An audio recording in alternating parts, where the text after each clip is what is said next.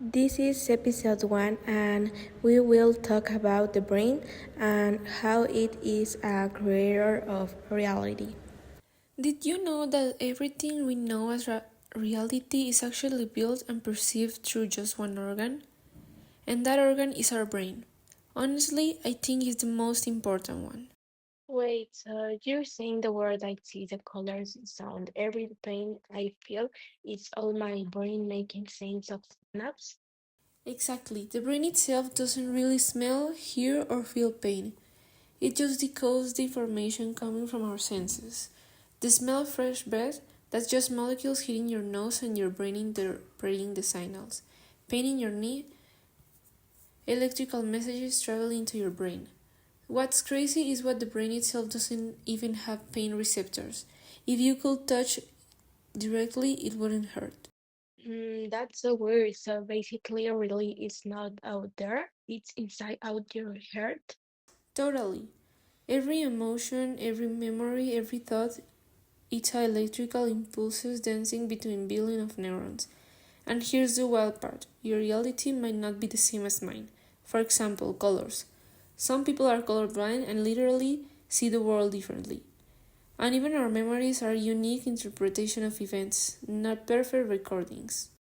So, what we call reality is really just a story our brain tells us. Yes, and that's why this episode we're going to explore the brain, this tiny, amazing organ that literally shapes who we are. Thank you for listening to this chapter about the brain. The next one will be about neurons, their function, and more. Subscribe it, like, and see you soon. This is episode 2, and we will talk about neurons and their functions. Let's start with the basics. The brain is the central part of our nervous system. It controls everything from conscious thoughts and memories to automatic processes like breathing and heartbeat. And it's done that through neuron, right? Exactly, neurons are the fundamental cells of the nerve system. They have three main parts: dendrites, which receive information, the cell body, which processes it, and the axon, which sends it along. Kind of like a relay thread, one neuron had the bottom to the next. Perfect analogy, and what makes them so efficient is that their elongated form, which allows them to connect quickly. Imagine a huge social network inside your head. Billions of tiny connections forming and reforming every second. And from psychological neurons are the foundation of everything learning, memory, every personality, where neuroplasticity comes in the brain ability to revise itself to learn something new or adapt to change. Right, for example, if you start learning a new language or playing an instrument, your brain literally reorganizes, creating new pathways. That's why practice works. So neurons are just biological until they are like the archetypes of mental life. And the brain has specialized regions for different tasks. The parietal lobe processes touch, the occipital lobe vision, the temporal lobe sounds, and the frontal lobe handles the reasoning and emotional control.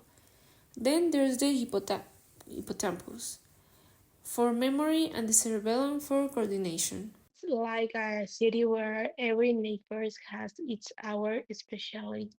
Exactly, and yet all of them work together seamlessly, shaping the world we live in, our world inside the head. This is episode 3, and we will talk about emotion, perception, and the Mandela effect. One of the most fascinating areas in the amygdala is about the size of an almond, but it helps us recognize emotion, fear, sadness, or even stress. Without it, we might survive physically, but emotionally will be empty, more like robots. And that really shows how small change in the brain can completely transform how someone experiences reality. And speaking of reality, have you heard of the Mandela effect? Yeah, it's when a large group of people share the same false memory like remember something different that how it actually happened. Exactly. For example, many people swear that Monopoly Man has a monocle, but he doesn't. Or they misremember a famous line from movies. The term comes from people remembering Nelson Mandela dying in prison in the 1980s, even though he was released and became president later. That's weird, but it makes sense. Our brain does store memory like a video camera. Every time we recall something, we reconstruct it, and it's the process we call identities or mix in them in new information. Right, our memories are stories, not recordings, and sometimes those stories get edited. The Mandela effect shows how the brain can trick entire group of people into believing a shared false reality. So in the end, the brain not only builds our perception of the world, but something is called creators illusions, convincing us that things happen when they really didn't. And that's the beauty and mystery of the brain. It gives us emotions, creativity, and imagination, but also mistakes, biases, and false memories. Which means that who we are in a mix of biology, experience, and a little bit of illusions. Yes, the brain is not just an organ, it's just a storyteller of our lives.